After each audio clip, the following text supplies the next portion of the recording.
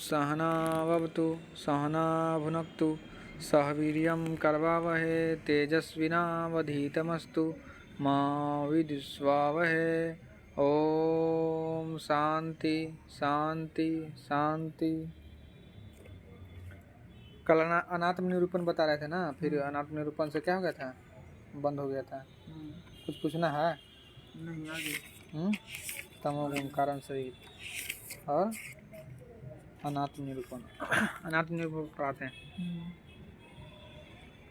कल यहाँ तक। पर जब प्रकार सुसुप्ति अवस्था में क्या होता है, सब ज्ञान शांत हो जाता है कारण शरीर में, है ना। कल ये सब बता दिए थे।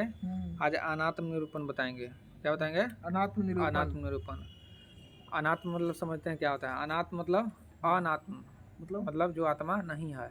जो आत्मा नहीं, आत्मा भी नहीं है। जो आत्मा नहीं है उसको बोलते हैं अनात्मा। अच्छा, जो मतलब आत्मा के अलावा बाकी जो मान लिया वो सब है अनात्मा। शारीरिक जीवन है अनात्मा। जो शारीरिक जीवन में जी रहा है उसको बोलते हैं अनात्मा। अनात्मा। जो अनात्मा में जी रहा है ना वो दुख पाएगा। क्या पाएगा? दुख पाएगा। हाँ, जिसका जीवन जो है पैसा तरह सिमट गया है वो अनात्म में जी रहा है। क्या उसमें? अनात्मा। प्राकृतिक रूप में जी रहा है ना उसको बोलते हैं अनात्मा। माया में जी रहा है उसको बोलते हैं अनात्मा। अज्ञान में बेहोशी में जी रहा है उसको बोलते हैं अनात्मा। आत्मा के अलावा बाकी जितना आप मान लिए सब अनात्मा। सब अनात्मा है, समझे? सब क्या है? हाँ, स्वयं को जो शरीर मानता है वो है अनात्मा। तो अनात्मा ही दुख है। क्या है? अनात्मा ही दुख है। तो अनात्म निरूपण बताया जा रहा है। देहेंद्रिय प्राण मनो अहम दाय सर्वे विकारा विषया सुखादाय व्योम दी भूतान्य अखिलम च विश्व मव्यक्त पर्यंतमिदम अनात्मा। समझे? मतलब क्या होगा? देह है ना। देह मतलब हमारा शरीर। देह मतलब पूरा प्रकृति समझिए। एक शरीर तो प्रकृति का एक प्रकृति का एक अंग हुआ ना शरीर है। ऐसे तो पूरा शरीर ही देह है एक तरह से, समझे? पूरा ब्रह्मांड है। इंद्रिया और जो देह के जो इंद्रिया है वो प्राण। प्राण मतलब वायु। 5 प्राण पढ़े थे ना। प्राण अपान व्यान समान उदान उदान। हाँ, 5 प्राण। मन और मन बुद्धि चित्त अहंकार भी पढ़े थे। मन बुद्धि चित्त अहंकार आदि सारे विकार, सारा विकार जो होता है ना, जो भी रिएक्शन वगैरह सब जो हो रहा है ना, जो भी जन्म मरण सब सारा चीज जो क्या है प्राकृतिक है। क्या है? प्राकृतिक। ये सब अनात्मा है। सुख आदि संपूर्ण विषय आकाश आदि भूत अव्यक्त पर्यंत निखिल विश्व ये सभी अनात्मा है। सारा ब्रह्मांड, सारा यूनिवर्स, जो कुछ भी अपने इंद्रियों से सोच सकते हैं, समझ सकते हैं, कल्पना कर सकते हैं, अनुभूति तक पहुंच सकते हैं, वो सब क्या है? अनात्मा है। ढेर सारा अनात्मे को सब सत्य मान लेता है। क्या मान लेता है? हाँ, अनात्मा ही माया है। जो अनात्मा में जिएगा वो दुख पाएगा ना। क्या करेगा? पाएगा। समझे? तो अनात्मा मतलब समझ में आया कि ये सारा चीज जो दिखाई दे रहा है वो सब क्या है? अनुभूति का क्षेत्र, इंद्रियों का क्षेत्र है। जो दिखाई दे रहा है, हर चीज जो महसूस किया जा सकता है वो सब अनात्मा है। क्या है? हाँ, अज्ञान बेहोशी सारा का सारा अनात्मा है। समझे? तो अनात्मा से मुक्त कैसे होंगे? अनात्मा से मुक्त होंगे स्वयं को जानकर, आत्मा को जानकर। अब देखते हैं आगे। निखिल मैंने क्या होता है? निखिल, हाँ, निखिल विश्व मतलब पूरा ब्रह्मांड। समझे? पूरा यूनिवर्स। हाँ, समझे? माया कार्य सर्वम महादादि देह पर्यंतम असिद दमनात्मकम तवम विद्धि मरुमरीचिका कल्पम। देखिए ये सब क्या है? मरुमरीचिका है। मरुमरीचिका मतलब जो दिखाई दे रहा है कि वो है, बाकी वो है नहीं। और जो दिखाई दे रहा है ना वो उसको लगता है कि है, तो अनात्मा में जीवन जी रहा है। और फिर वो सुख भोगना चाहता है, वो करल चाहता है कि देखते हैं ऐसा ऐसा कल्पना किया, ऐसा ऐसा होगा, और ऐसा ऐसा करता है तो ऐसा ऐसा ना होता। फिर और दुख के वजह से रिलेशन बनाया था, अब और भारी दुख बनेगा। और जो सोचा था वो पूरा ही नहीं होगा, अब और भारी दुख मिलने वाला है। पहले तो छोटा दुख था, अब और भारी दुख मिलता है। समझे? अब फिर रिलेशन बनाया तो वो कल्पना करता रहता है कि वैसे करते, दोनों में भारी लफड़ा है। समझे? लफड़ा एक चीज में है कि जान लो सब चीज के का है ना है। समझे? और फिर वो सबसे क्या हो जाओ? मुक्त हो जाओ। तो माया और महतत्व से देखिए यहाँ पर, माया और महतत्व से लेकर देह पर्यंत माया के संपूर्ण कार्यों को तू मरुमरीचिका के समान असत अनात्मा जान। क्या जान? अनात्मा जान। मतलब आत्मा से लेकर माया और महत से लेकर आत्मा जो स्टार्टिंग पॉइंट समझे वो शुद्ध रूप है, और उसके बाद से जितना सारा चीज है ना वो सब क्या है? अनात्मा है। माया और महत से लेकर देह पर्यंत, जितना भी देह पर्यंत शारीरिक चीज, हर चीज ये सब क्या है? अनात्मा है। माया के संपूर्ण कार्य का तू मरुमरीचिका के समान। माया के संपूर्ण कार्य, जितना सारा ये सब जो कार्य हो रहा है ना ये सब क्या है? मरु मरीचिका है, सो अनात्मा है, भ्रम, दृष्टि भ्रम है, इसी को सत मान लेता है, समझे। माया, माया सत नहीं है, जो माया से मुक्त हो गया ना वो है मुक्त हो पाएगा, अनाता नहीं हो पाएगा। तो माया के संपूर्ण कार्यों को तू मरु मरीचिका के समान असत और अनात्मा जान। क्या जान? असत्य, असत्य को ही बोला गया है अनात्मा। क्या बोला गया है? असत्य को ही बोला गया है अनात्मा, समझे। तो अब ये जान लिया कि माया है सब, दुनियादार ये सब झूठ है वगैरह वगैरह, ये सब है नहीं, फिर भी उसको ये सब ज्ञान मन मस्तिष्क में ना जा रहा है। क्यों नहीं जा रहा है? क्योंकि समझा नहीं, सुना है खाली, समझा नहीं है, अपन कसौटी पर कसा नहीं है। तो ये सब पढ़ लिख के अच्छा से क्या करना है, उसको कसौटी पर कसना है, देखना है, तभी ना उसे मुक्ति होंगे। ना तो होंगे, ना तो कतनों सुन लेंगे वो ना होंगे, फंसेंगे ही फंसेंगे विषय वासना में। विषय वासना, इंद्रियों की विषय वासना में फंसना तय है। जिस इंद्रिया का जो वासना है ना उसमें फंसना तय है, कोई ना रोक सकता। केवल आचार्य से वगैरह से उपदेश सुन के, कोई महानुभव से सुन के, मोटिवेशन से सुन के, इधर उधर के किताब पढ़ के, ये सब से नहीं होने वाला। जब तक स्वयं को उस पर कसौटी पर कसेंगे नहीं, जानेंगे नहीं, समझेंगे नहीं, उस पर समय नहीं देंगे, नहीं होगा, मुक्त नहीं हो सकते। मुक्ति समय मांगता है, समझे। तो समय देना पड़ेगा। क्या देना पड़ेगा? समय देना पड़ेगा। अनुशासन, अनुशासन रखना पड़ेगा, समझे। हर चीज़, भोजन पर नियंत्रण करना होगा। भोजन के बारे में सब बता दिए, सर्वोत्तम रज। हाँ, अब है आत्मनिरूपण। क्या है? आत्मनिरूपण मतलब आत्मा का मतलब निरूपित। अब आत्मा के बारे में बताएंगे, अनात्मा के बारे में बताएंगे। अनात्मा क्या क्या है आप बताएंगे, आत्मा क्या क्या है। तो जो अनात्मा नहीं है वो क्या है? आत्मा है। जो आत्मा नहीं है वो क्या है? अनात्मा है। एक तरह से देखा जाए तो आत्मा के अलावा और कुछ यहाँ पर ही नहीं है। बस बोल दिया गया कि जो देख रहा है ना, है तो भी वही चीज़, बाकी वो बुलबुल्ला है, वो ऐसी फालतू की चीज़ है, वो बोगस है, वो है ही नहीं फिर भी है। हाँ, तो है भी नहीं भी है आत्मा। तो अनात्मा तो वास्तव में है नहीं, तो जो है वो केवल क्या है? आत्मा है। क्या है? आत्मा है। मगर आत्मा तक सब ना पहुंच जाता है, नहीं पहुंच पाता है। तब फिर यहाँ बताया जाए, देखो ये सब जितना तुम्हारा मन मस्तिष्क में है ना, हर चीज़ जो अनुभव करते रहता है, हमको ये मिल गया, वो सब अनात्मा है। तुम सत्य को नहीं जाना है। जो जान जाता है सत्य को, कुछ नहीं जानता। जो सत्य को जान जाता है वो कुछ नहीं जानता। समझ में आ रहा है? हमको तो लग रहा है कि ना आ रहा है। आ रहा है। आत्मनिरूपण अथ ते संप्रवक्ष्यामि स्वरूपम परमात्मना यद विज्ञाय नरो बंधन मुक्त कैवल्यम श्नुते। इसका अर्थ क्या हुआ? अब मैं तुझे परमात्मा का स्वरूप बताता हूँ, जिसे जानकर मनुष्य बंधन से छूटकर कैवल्य प्राप्त करता है। कैवल्य मतलब मोक्ष प्राप्त करता है, मुक्ति, आनंद, प्रेम, समझे, निर्वाण। क्या प्राप्त करता है? सारा बंधन, सारा ये सब जितना भी दुख है ना, ये सब छूट जाता है। अब शंकराचार्य बोल रहे हैं ना कि अब तुझे परमात्मा का स्वरूप बताता हूँ। ये तो माया का स्वरूप बताएं कि माया ये है, अब वो स्वरूप बताए जो नहीं है। अब वो बता रहे हैं जो है, रियल में यही है, सब कोई है, सब कोई है, जिसे जानकर मनुष्य बंधन से छूटकर क्या प्राप्त करता है? कैवल्य प्राप्त करता है। अब शंकराचार्य क्या कर रहे हैं? निश्चित कर रहे हैं कैवल्य तुमको प्राप्त होगा। अब आदमी समझ नहीं रहा है, कहता है ना हमको पैसा चाहिए, सेक्स चाहिए, इसके अलावा ये दुख गुलामी से जो बच गया वो बच जाएगा। हाँ, ना बचा तो फिर जीवन उसका उसी तरह से हो जाएगा, पशु दल के, खाना पीना सोना और लैट्रिन बाथरूम अप डाउन करना। खाना पीना सोना लैट्रिन, उसका आंतरिक विकास रुक जाएगा। आंतरिक विकास क्या हो जाएगा? रुक जाएगा। वो कभी प्रगति नहीं कर पाएगा, कभी आनंद के सागर की एक बूंद नहीं पी पाएगा वो, समझे। वो ऐसे ही रहेगा, कलपलाते, छटपटाते, बेहोशी में। उसको कभी तृप्ति नहीं मिलने वाला, कभी पूर्णता नहीं मिलने वाला। पूर्णता का नाम है आत्मा। जहाँ पर सब शांत हो जाता है उसका नाम है आत्मा, समझे। सब क्या हो जाता है? हाँ, सब ना शांत होता है उसको बोलते हैं अनात्मा। हाँ, समझे। प्रकृति को ही अनात्मा समझे। अब देखिए, तो आप बोले ना कि अब तुम्हें आत्मा के बारे में बताते हैं, समझे। परमात्मा का स्वरूप बताता हूँ कि तुम उसको जानकर कैसे कैवल्य प्राप्त करेगा, ठीक है। अस्ति कश्चित स्वयं नित्य महंत प्रत्यय लंबन अवस्था त्रय साक्षी संपंच कोश विलक्षणा। संपन्न कोश विलक्षणा। अहम प्रत्यय का आधार कोई स्वयं नित्य पदार्थ है। अहम प्रत्यय का आधार कोई क्या है? स्वयं नित्य पदार्थ है, जो तीनों अवस्थाओं का साक्षी होकर भी पंचकोशातीत है। पंचकोशातीत, यहाँ पर देखिए 3 अवस्था बता चुके हैं। आप पंच कोशा इतना बताए हैं, जो आगे भी बताएंगे, ऐसे ही शॉर्टकट बता देते हैं। पहला बात है, अवस्था 3 प्रकार के हैं। अवस्था कितने प्रकार के हैं? 3 प्रकार के। जागृति, सुषुप्ति और स्वप्न अवस्था। अच्छा। तो बता दूंगे, जागृति मतलब ये अभी जो है बोल चल रहे हैं, पूरा इंद्रियों से हर चीज का भोग कर पा रहे हैं, देख पा रहे हैं, वो है जागृति। एक वही छोटा प्रकार एक ओरिजिनल जागृति हो जाए, स्वयं को जान जाता है, समझे? तो वो जागृति के नाम ये जागृति। और स्वप्न, स्वप्न में स्वप्न देखता है। एक सुसुप्ति, ना जहाँ जागृति है ना स्वप्न है, वहाँ क्या है? सुसुप्ति है।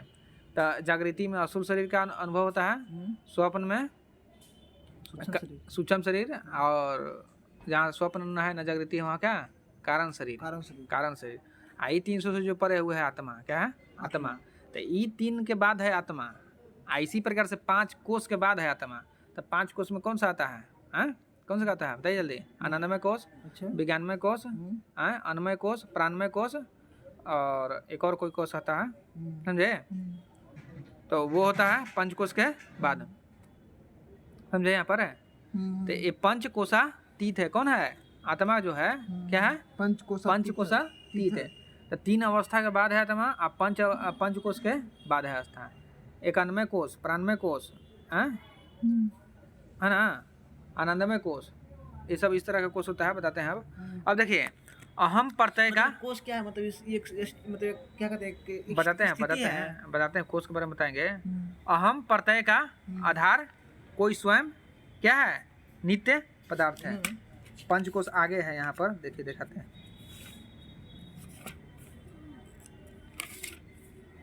आत्मा अनात्मा विवेक, अन्नमय कोश आया। अन्नमय कोश सब आगे पढ़ना बहुत अच्छा से। अन्नमय कोश, इसको जल्दी जल्दी पलटिए तो। अन्नमय कोश, प्राणमय कोश, अन्नमय कोश, प्राणमय कोश हो गया। आगे पलटिए, और आगे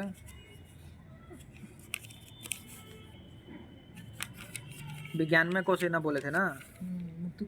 हाँ, और कौन सा कोश है?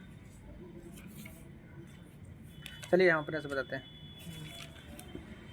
आनंदमय कोश, सुनिए। अहम, वही कोश बताते हैं। अहम प्रत्यय का आधार कोई स्वयं नित्य पदार्थ है। मतलब जब अहम बताते हैं ना कि अहम कुछ नहीं होता है, वो बस वो मानता है कि हम हैं, वो कुछ नहीं है। तो वो कुछ नहीं है ना, वही कुछ है। बताते हैं यहाँ पर कैसे समझ में। अहम प्रत्यय का आधार कोई स्वयं नित्य पदार्थ है। नित्य मतलब जिसमें कोई चेंजिंग नहीं होता है, सत्य है। जो अहम बोलता भी नहीं कि मैं है, तो उसका आधार भी सत्य है। और उस सत्य जो है ना, वो कौन है? आत्मा है। वो है जो नित्य है। क्या है? जो नित्य है। तो वो तक ना पहुँचा है, मगर अहम का आधार वही है। अहम का जो आधार है क्या है? आत्मा ही है, सत्य है। क्यों है? क्योंकि अहम जो है, अहम जितना संसार के सुख है ना, उस सबको भोगना चाहता है। क्या करना चाहता है? भोगना चाहता है। देखता है कि हमको इसमें सुख मिलेगा तो वो करना चाहता है, फिर उससे भी तृप्त होता है, फिर देखता है कि उससे सुख मिल रहा है, मतलब ये बढ़ते जाता है उसका सुख। पहले सोचता था कि इसी में सुख है, इसको प्राप्त कर लेंगे तो पूरा आनंद मिल जाएगा, और प्राप्त कर लेता है बाकी आनंद नहीं मिलता है। तो इस तरह से उसका जो है ना बढ़ते जाता है। तो ये जो बढ़ना ना, ये खोज किसकी ओर है? वही आत्मा नित्य की ओर है। वो उसको ऐसा नित्य चाहिए जो एक बार मिल जाए ना तो तृप्त हो जाए, वो उसका खोज में लग रहा हुआ है। बाकी उसको मिल नहीं पा रहा है, उसको बढ़ते जाता है। हाँ, वो आगे बढ़ते जा रहा है। बाकी वो भटक रहा है माया में, उसको कोई बताने वाला नहीं, समझाने वाला है, चाहे अपना बुद्धि विवेक नहीं लगा रहा है कि जितने ये सब सारे चीज़ के पीछे भाग रहे हैं अनित्य है, नित्य नहीं है। इसमें हमेशा चेंजिंग हो रहा है, तो उसको नित्य चाहिए। तो अहंकार का जो आधार है ना, वो सत्य नित्य है। क्या है? नित्य है। तो यही बोल रहा है, अहम जो है ना, अहम प्रत्यय का आधार कोई स्वयं नित्य पदार्थ ही है। अगर नित्य पदार्थ नहीं रहता तो जिसको प्राप्त करना चाहता है, अगर वो प्राप्त कर लेता तो उसको छोड़ता कभी? उसी में रमल रहता, डूबल रहता ना। मगर वो देखता है कि तुरंत उसको भोग के तुरंत पार हो जाता है, तुरंत आगे नहीं, इसमें अब कुछ नहीं है। हम तो चाह रहे थे, वो मिला ही नहीं। थोड़ा छंद भंगुर का सुख मिला, नींद आ रहा है ना, तो और उसको क्या चाहिए? सुख चाहिए। तो इस प्रकार का है जो ना, सुख का सागर, आनंद का सागर वो खोज रहा है। तो बढ़ते जाता है, बढ़ते जाता है, बढ़ते जाता है, बढ़ते जाता है। समझे? क्या खोजते रहता है? सुख का सागर, सुख का सागर। समझे? तो वो कोई नित्य पदार्थ ही है। अभी बताए नहीं, अभी बता रहे हैं शंकराचार्य। अगर नित्य पदार्थ ना होता है तो इतना भाग उछल कूद क्यों होता? इतना उछल खुद क्यों ना, कहाँ कोई संतुष्ट हो पाता है, होता है नहीं हो पाता है। तो अहम प्रत्यय का आधार बोलें कि कोई नित्य पदार्थ ही है जो तीनों अवस्थाओं का साक्षी होकर भी, तीनों अवस्थाओं का साक्षी है ना। अब सुषुप्ति अवस्था में जब रहते हैं, जहाँ स्वप्न न रहता है न जागृति रहता है, तो वहाँ तो कुछ पता नहीं रहता है, फिर भी सो के उठते हैं तो क्या कहते हैं, एकदम मजा आ गया, यानी कोई अनुभव ले रहा था, कोई अनुभव ले रहा था, तभी तो बोल रहा है मजा आ गया। तो कैसे कह रहा है कि मजा आ गया है? तो इन सभी का साक्षी कौन है? ये जो तीनों अवस्थाओं का साक्षी है। तो सुषुप्ति में भी लिया अनुभव, और स्वप्न अवस्था में तो ले ही रहा है, जागृति में तो ले ही जा रहा है। तो ये तीनों का साक्षी है कौन है? वो नित्य पदार्थ। वो नित्य पदार्थ कौन है? आत्मा है। तो ये तीनों स्टेज के बात हुआ, ये तीन अवस्था के बात हुआ, पंच कोश अतीत के बात हो रहा है। अब पंच कोश में आता है पहला आनंदमय कोश, आनंदमय कोश, अन्नमय कोश। पहला क्या आता है? अन्नमय कोश। अन्नमय कोश मतलब हमारा जो शरीर है, जो भी शारीरिक तल पर जीवन को जी रहा है ना, कोश मतलब परत, लेयर, क्या होता है? परत, लेयर। हाँ, तो अन्नमय कोश, तो हमारा शरीर अन्न से बना है, भोजन से बना। जो भी हम भोजन खाते हैं उससे बन जाते हैं। जो भी भोजन खाते हैं, आलू खाएं आलू बन जाएंगे, भंटा खाएं भंटा खाएंगे, यानी खाएं मतलब भंटा की तरह न बन जाएगा, भंटा के जो गुण है ना उसकी तरह हो जाएंगे। इसलिए तो सत्व तम रज के बारे में बताया ना, ये तामसिक भोजन वो खाएंगे तो उसका तरह से मन बुद्धि हो जाएगा, और उसका तरह से मन बुद्धि तो उसके अनुसार सोचेंगे, देखेंगे उसके अनुसार भी होता होगा क्या? हाँ, चाहे फिर जो मतलब सोचते होंगे। हाँ, इसलिए तो बताया गया कि सात्विक चीज अच्छा देखो, अच्छा वगैरह ये सब बोला गया है ना। अगर दर्शन अगर अच्छा ना रहेगा सात्विक तो फिर दिक्कत हो जाएगा। आपको भी गंदा गंदा MMS वीडियो वगैरह सब देख रहे हैं तो होगा ही ना, किसी होगा ही। आपको वासना जागृत करेगा, छटपटाहट जागृत करेगा, समझे? तो यहाँ पर जो बोला जा रहा है अन्नमय कोश, आप जो भी खाते हैं उसी से शरीर बनता है, और उसी से मन बुद्धि चित्त सब अहंकार बनता है, और उसके अनुसार आप वैसा सोचे लगते हैं, और उसके अनुसार वैसे सोचे लगते हैं तो वैसा वैसा कर्म करे लगते हैं। आपको फिर आनंद मिलता है, आप किसी की बात नहीं सुनते हैं। किसी की बात कैसे सुनेंगे? आपका दूसरा तरह का दिमाग हो गया, क्योंकि आप भोजन वैसा ले रहे हैं, क्या ले रहे हैं? भोजन ही वैसा ले रहे हैं। तो ये हुआ अन्नमय कोश। जो भी शारीरिक जीवन जी रहा हो क्या है? अन्नमय कोश। ऐसे पांचों कोश बताएंगे अच्छा से, समझे? क्योंकि आगे शंकराचार्य उल्लेख किए हैं, समझे? क्या किए हैं? उल्लेख किए हैं पांचों का अलग अलग। हाँ, पांचों का अलग है। मतलब ये हुआ स्टेज में क्या होता है, आनंदमय कोश में क्या होगा? तो अन्नमय कोश सारा जो पशु पक्षी है ना, ये सब अन्नमय कोश है। क्या है ये सब? हाँ, बस खाना सोना, बस ये क्या है? अन्नमय कोश। अब आता है मनोमय कोश, जो मन के थोड़ा चला रहा है। क्या चला रहा है? मन के क्या कर रहा है? चला रहा है, समझे? अन्नमय कोश जो थोड़ा बहुत भी क्या कर रहा है, मन से सोच रहा है, उसको बोलते हैं मनमय कोश। मन में रह रहा है। कोई पशु पक्षी भी रहता है, बाकी पशु पक्षी होता ना रहता है, समझे? वो चला रहा है, प्रकृति जैसे चला रहा है वैसे चला रहा है। तो अन्नमय कोश मतलब जैसे रह रहा है, पशु पक्षी जैसा जो भी मनुष्य रह रहा है वो भी अन्नमय कोश में वास कर रहा है, समझे? अब मनोमय कोश मतलब अन्नमय कोश के थोड़ा पार है मनोमय कोश, एक तरह से स्थूल से हुआ सूक्ष्म शरीर वाला, समझे? तो क्या हुआ? बोलिए जल्दी। मनोमय कोश, मनोमय कोश, मनोमय कोश, मनोमय कोश। हाँ, अन्नमय कोश और मनोमय कोश। तो ऐसा समझ में आया मनोमय कैसे? जो मन में जो खाने के बाद थोड़ा सा कुछ सोच रहा है, मतलब हाँ सोच रहा है, मतलब सुनिए, अन्नमय कोश समझे ना। अब मनोमय कोश जो हुआ है वो मन की ही बात किए जा रहा है, चले जा रहा है। मन मन मन हमारा मन ये कर रहा है, हमारा मन वो कर रहा है, करते जा रहा है, ये मनोमय कोश हुआ। मतलब मन से पार नहीं हो पा रहा, नहीं जा रहा है, या मन को अच्छा से समझ नहीं पा रहा है, मनोमय कोश, समझे?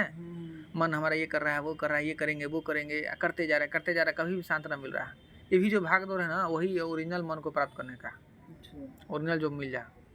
बाकी फंस कर रह जाता है ना, उससे पार कहाँ हो पाता है, फंस ही जाता है। किसी भी चीज़ में फंसना नहीं हो, कोई भी चीज़ हो, किसी भी चीज़ में फंसना नहीं है, समझे? तो अन्नमय कोश, मनमय कोश, मनमय कोश जो मन से पार न जाता है, वो मनमय कोश में जीवन जी रहा है। किसमें? अन्नमय कोश से दमे निकृष्ट हो गया, अब मनोमय कोश इससे थोड़ा ज़्यादा हुआ। अब है कौन सा? मनोमय कोश के बाद प्राणमय कोश। मनोमय कोश क्या होता है? प्राणमय कोश। प्राण में प्राण 5 प्रकार पता है ना?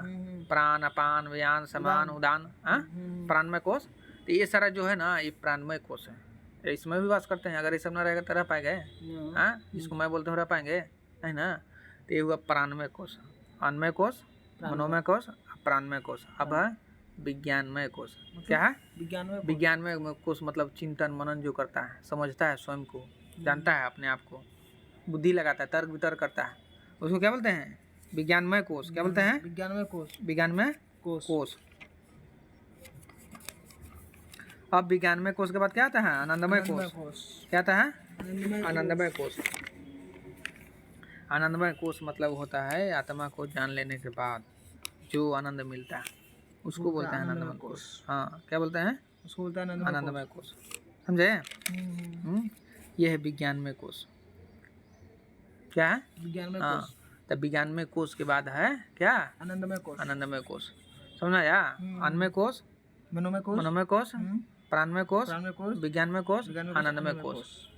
5 प्रकार के कोश। हाँ, तो आनंदमय कोश ऐसा नहीं कि वो सत्य को प्राप्त कर लिया आनंदमय कोश में आके, वो आत्मा के नजदीक आ गया है। अच्छा। जैसे जैसे सूर्य के प्रकाश में जाते हैं तो कैसे गर्मी महसूस होता है, हाँ? जल भी जाते हैं ठंडक महसूस होता है। तो उसी तरह से अब जो है ना आनंदमय कोश एकदम बहुत ही आत्मा के नजदीक आ गए हैं। तो आत्मा के नजदीक आ गए ना तो उसके आनंद से वो भी आनंद हो रहा है। अभी वो बन नहीं गया, अभी वो जान नहीं लिया है। उसका आनंद तो ये 5 कोशों के बाद है वो आत्मा जिसको नित्य बोला जाता है। तीन अवस्था, 5 कोश। 3 अवस्था में क्या? सुषुप्ति, जागृति, स्वप्न। अब 5 कोश में 5 कोश। अन्नमय कोश, मनोमय कोश, प्राणमय कोश, विज्ञानमय कोश, आनंदमय कोश। समझे? ये सब के बाद ना कि ये सब में सब यही सब में समझ लेता है, ये सब में फंस कर आ जाता है। सोचता है आनंद मिले लगा अब क्या? सब जान गए हैं आनंद मिले लगा अब क्या? सब जान गए हैं। जब सब जान जाता है ना तो फिर पता नहीं रहता कि सब जान गए। जो सब जान जाता है उसको पता नहीं रहता कि सब जान गए, सब भूल जाता है। क्या कर जाता है? सब भूल जाता है। तभी कृष्ण भगवान कहते हैं कि अर्जुन सब छोड़ो, हाँ, सब छोड़ो, हमारे शरण में आओ। हाँ, हमारे शरण में आओ। हमारे शरण मतलब कौन? वो जो हार मांस के पुतला है वो कृष्ण, वो ना, वो नित्य पदार्थ के प्रति, सत्य ईश्वर के प्रति, ब्रह्म के प्रति बोल रहे हैं। क्योंकि वो वही बन के बोल रहे थे, वो शरीर बन के थोड़े बोल रहे हैं। वो जो है वो बोल के बोल रहे हैं। बोला जाता है शरीर बोल के, उसमें स्थित होकर समाधि अवस्था में स्थित होकर बोला जाता है। समझे? तब बोलते हैं कि छोड़ो ये सब सारा जितना भी है। ऐसे भी जो सब कुछ जान लेता है ना वो कुछ नहीं जानता, सब भूल जाता है। क्योंकि सारा जो जानने वाला चीज है, जो सारा जो स्मरण है, सब प्रकृति की तो है। सब वो सब क्या है? वो सब अनित्य है, वो सब अनात्मा है।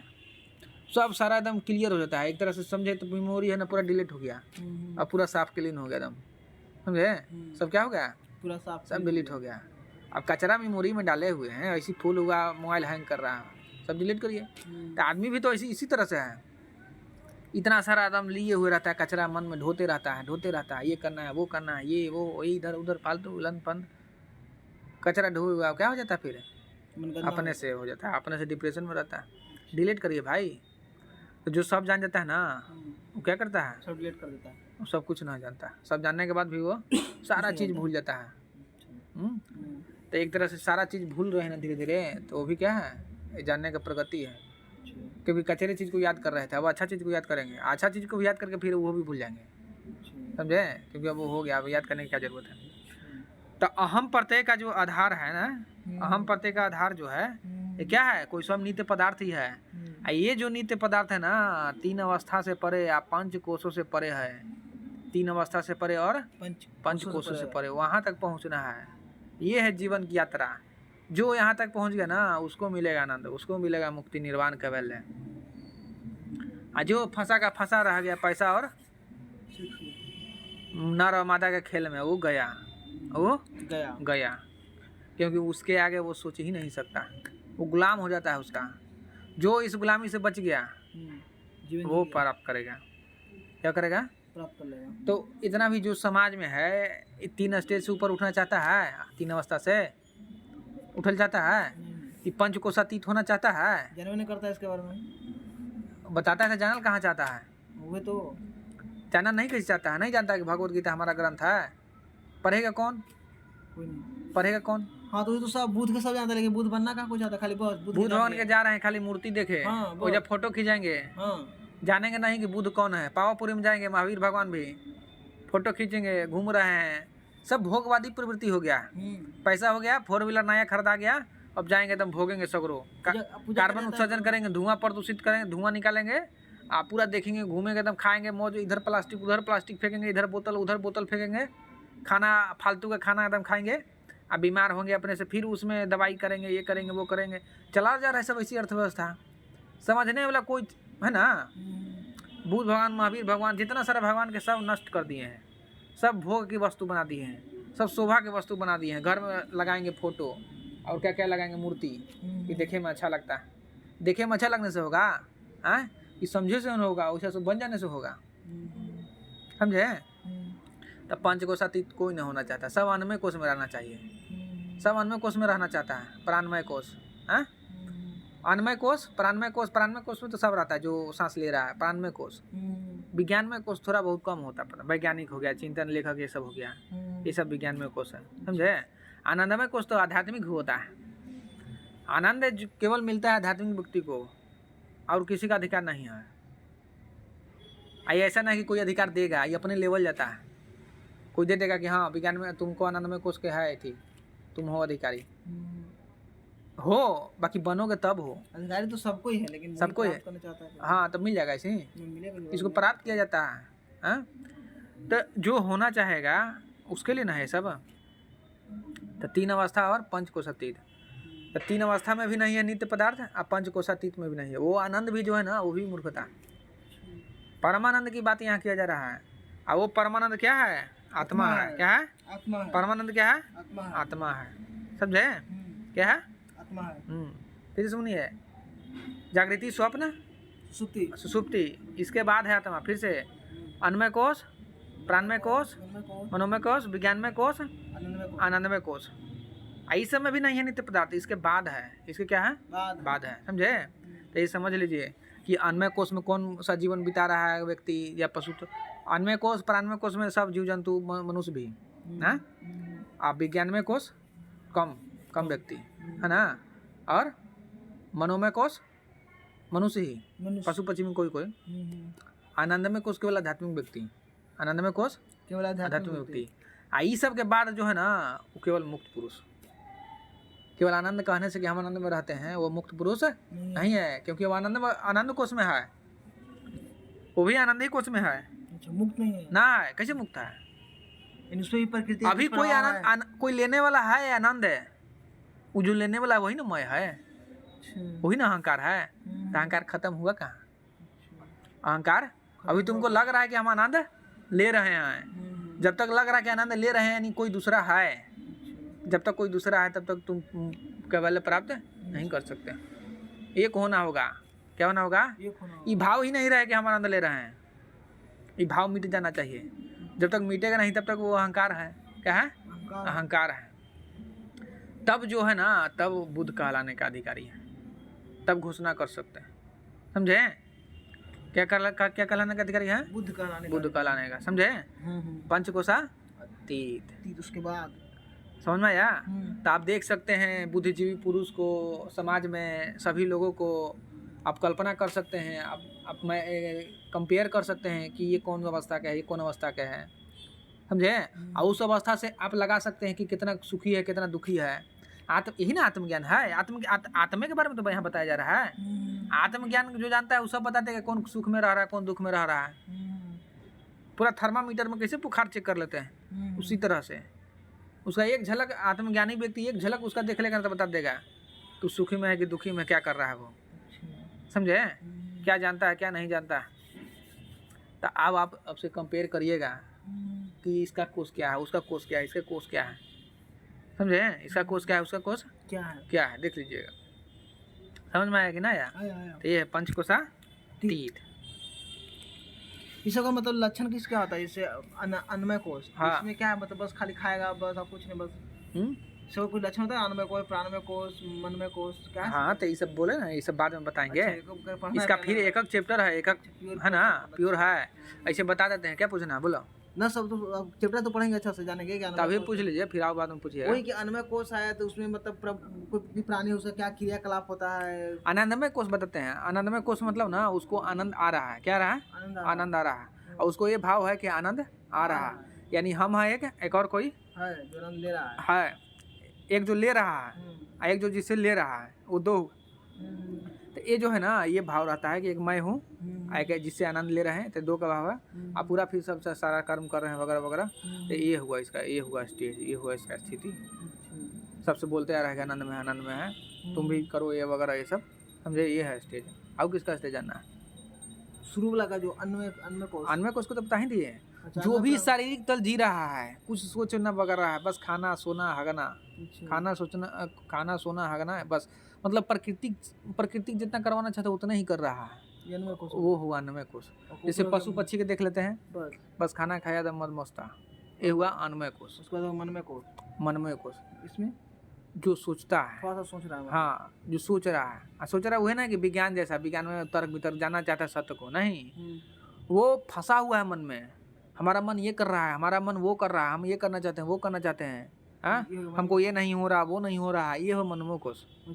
उलझा हुआ एकदम, मन करते रहता है, हाँ, मन क्या करते रहता है, मन हमको ये चाहिए, हमको वो चाहिए, हमको ये नहीं चाहिए, हमको ये नहीं अच्छा लगता है खाने में, हमको ये नहीं अच्छा लगता है, ये सब मन की ही तो बातें हैं। अच्छा, हाँ, मेरा ये फेवरेट है, हाँ, मैं नमक ज़्यादा हो गया सब्जी में, हाँ, नमक कम हो गया, हाँ, हमको ये नहीं खाना है, हमको वो नहीं खाना है। ये निर्णय बुद्धि से नहीं ले रहा है, ये मनोमय कोश में है। मन जैसे रेगुलेट कर रहा है ना, रेगुलेट करने वाला कोई और है, रेगुलेट करने वाला कोई और है, मगर सोच रहा है कि हम अपने अनुसार खा रहे हैं, नहीं। ये हुआ मनोमय कोश की अवस्था, जो मन से पार नहीं जा रहा है। जो मन कह रहा है वही करते चला रहा। मन मिठाई बोला खाने के लिए मिठाई खा ले रहा है, मन कर रहा दारू पीने के लिए दारू पी लेने लग रहा है। ये मनोमय कोश की अवस्था है। हाँ बोलिए, आओ किसका जाना चाहते हैं? इसके बाद ऊपर वाला हो गया फिर विज्ञान में कोश। हाँ, विज्ञान में कोश मतलब अब थोड़ा जो है ना अपने हाथ से लेने लगा है, अपना हाथ में निर्णय लेने लगा है, चुनाव थोड़ा बहुत करने लगा है। जब क्या किया है, थोड़ा बहुत चिंतन मनन करने लगा, समझे। चिंतन मनन करना यही ना कि ना जान रहा है कुछ है, तो कुछ लेने लगे हैं, समझे। अब जो है ना, अब जो निर्णय लेता है तो कुछ सोचता है, ये ना कि अच्छा ना लग रहा है ना खाएंगे, देखेंगे कि वो स्वास्थ्य के लिए लाभदायक है कि नहीं, लाभदायक है तो खाएंगे, हानिकारक है तो नहीं खाएंगे। बाकी जो मनोमय कोश में फंसा हुआ है ना, उसको देखेगा कि ना हमको स्वादिष्ट, हम खाएंगे, हानि रहा है, कुछ हो रहा है, शरीर कुछ खराब हुआ है, हम खाएंगे। क्यों खाएंगे?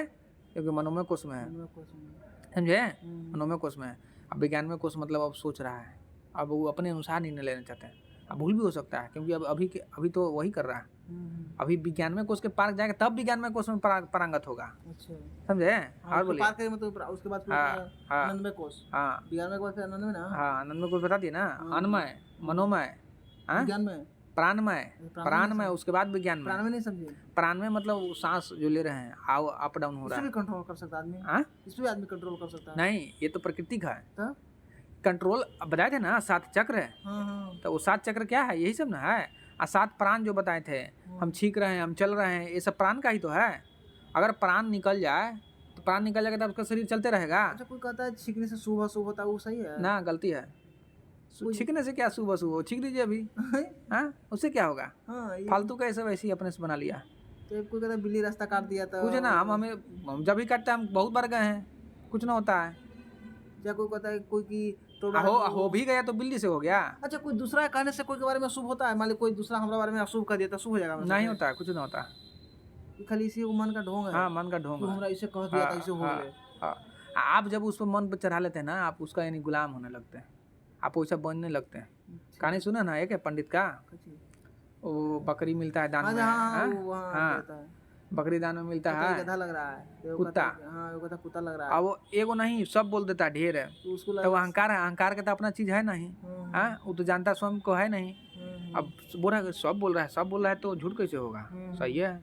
तो इसी तरह आज एक भेड़िया वाला एथी चल गया है, सब जा रहा है एकदम पैसा के पीछे भाग रहा है, सब इसी के पैसे पीछे भाग रहा है, सब सरकारी नौकरी के पीछे भाग रहा है।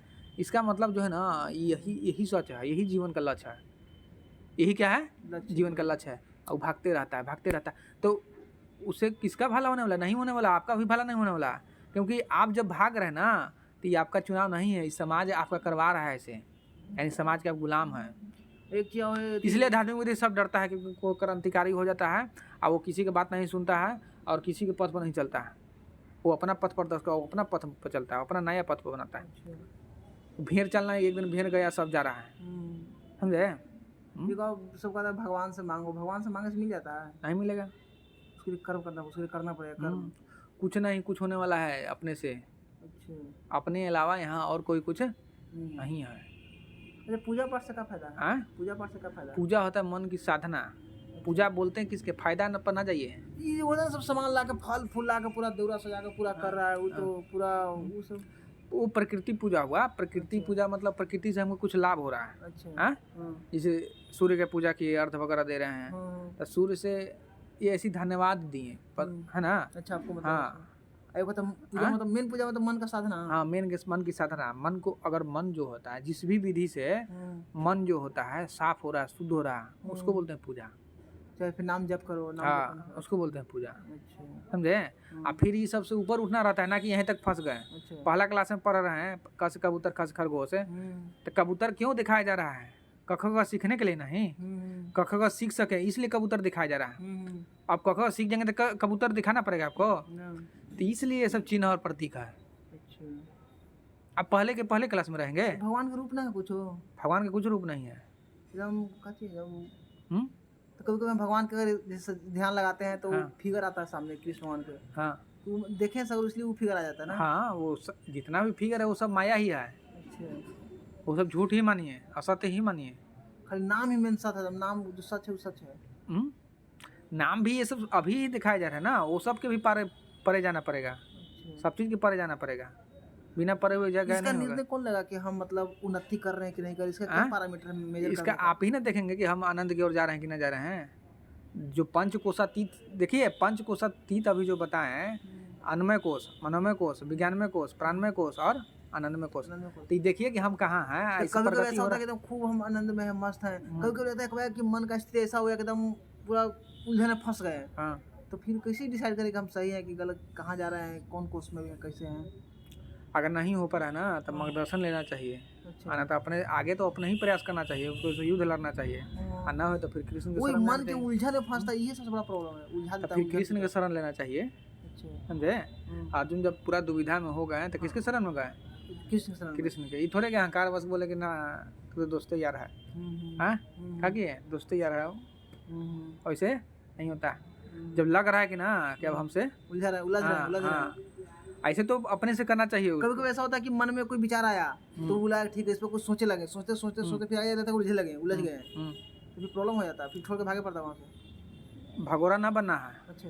उसको जो है ना हिम्मत पूर्वक उसको क्या करना है? लड़ना है। अच्छा। उसको सामना करना है, सच्चाई नहीं, एक विचार है ना, उसको सामना करना है। उसको क्या करना है? सामना करना है, उसे भागना नहीं है।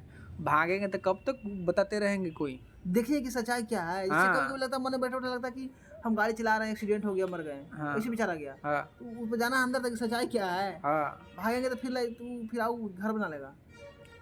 भागना ना है, साक्षी भाव से देखना। जो भी आ रहा है वो लहर है, वो लहर में बह मत जाइए।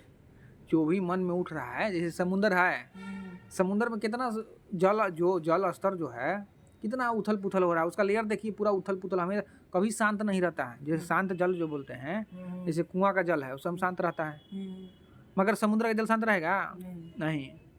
तो मन भी उसी तरह से है, वो हमेशा उथल पुथल हो रहा है। तो वो उथल पुथल में कुछ भी हो सकता है, मरने का, जीने का, कुछ भी का घटना घट सकता है। तो उस जो लहर है ना, वो लहर में उसके साथ न चल देना है। उसको बस मजा लीजिए, एंजॉय करिए। समझे। उसको देखिए सच्ची भाव से। ये है फॉर्मूला नहीं फंसने का, अन्यथा फंस जाएंगे। तो उसको अगर उसके साथ रहें तो फिर आप भाई, वो लहर है, लहर उथल पुथल कर रहा है, तो उसके साथ सम्मिलित हो जाएंगे तो आप भी उथल पुथल करिएगा।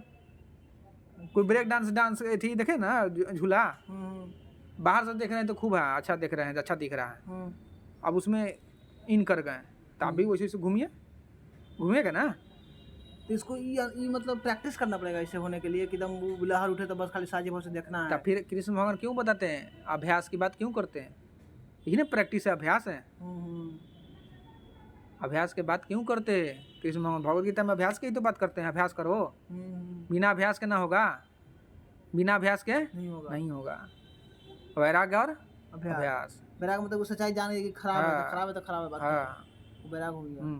अभ्यास कर वैराग मतलब जान गए कि अब उसमें कुछ दम नहीं है, अब उससे मुंह मोड़ लिए, कुछ दम नहीं है, तो मुंह मोड़ लिए तो ऐसे कंट्रोल हो गया।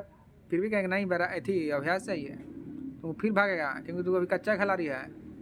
तो वैराग ही काफ़ी है, मन में बस करने के लिए बस किया क्या जाता है, कुछ नहीं, वैराग हुआ मन अपने खत्म, मन अपने बस में। फिर चावला फिर लाता अभ्यास तो नौ खेली नौ जो नौ है नया उसके लिए बोल दिया गया कि तुम कहते तो कि मन में कब्जा कर लिए वैरागी हो गए, बाकी तुम होते नहीं, इसलिए वो अभ्यास है। कहेंगे अभ्यास करो, झूठ मूठ का बोल रहा है कि क्या हो गए मन पर काबू कर, हाँ वैरागी हो गए, नहीं अभ्यास करो अभी, समझे ना समझे? इस तरह का है। आज कितने श्लोक हुआ? 4 श्लोक। 4 श्लोक। और कुछ पूछना है? नहीं। तो इस तरह से जब भी सबको देखिए ना तो देखा करिए कि पंचकोश में कहाँ ठहरता है ये, समझे? अन्नमय कोश है, प्राणमय कोश है और मनोमय कोश है। जो मनमय कोश तक है ना वो नहीं समझने वाला है, समझेगा ही नहीं। जो विज्ञानमय कोश में आ गया है ना उसके साथ बातचीत कर सकते हैं, उसको समझा सकते हैं, आनंद तक ले जा सकते हैं, फिर आनंद के बाद अपने सब तो वही से बताते थे बड़ा अपोज करता है कस के। हाँ क्योंकि वो मनमय कोश जो है ना वो मन के बात मानेगा भाई, कि कोई कह रहा है उसका बात थोड़े मानेगा, वो दादा किसी और को बना चुका है। कहते चलो कुछ जीवन के बारे में सीखा मिलता, कहता नाम सीख ले। वो दादा जो है किसी और को बना चुका है, अब किसी को नहीं बनाना चाहता है। वो मन है उसका दादा बाप माई सब है, मन जो कहेगा वही करेगा, मन जो कहेगा वही करेगा। तो फंसे रहो मनोमय कोश में, उसके जो ऊंचा चीज है वो थोड़े मिलेगा, फंसे हुए रहिए, समझे? और बोलिए। आज के वीडियो में इतना ही, धन्यवाद।